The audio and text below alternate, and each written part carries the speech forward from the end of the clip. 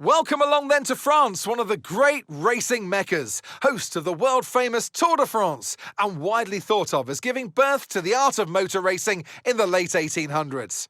How far we've come since then, as this year's race gets underway.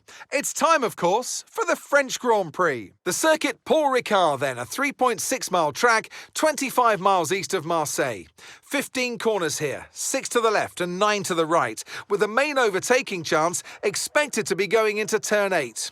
Top speeds today should be around 205 miles per hour.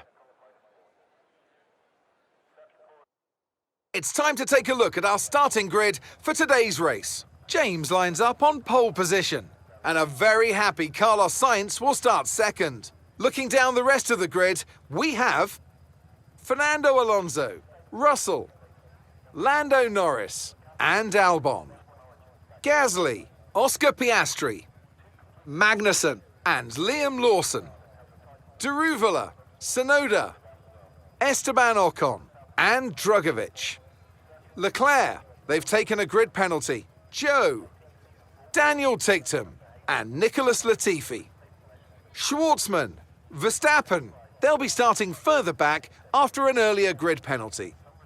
Mick Schumacher and Lance Stroll brings the grid to a close. That's it then, it's time to go racing as we head down trackside for today's race. Natalie Pinkham joins me once again in the commentary box. It's fantastic to have you with us today.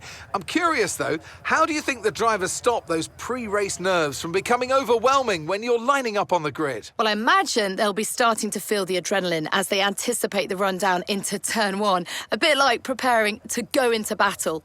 The unknown situation will bring nerves, but that's a good thing. It'll keep them focused on the moment and on their surroundings as we build towards the start of the Grand Prix.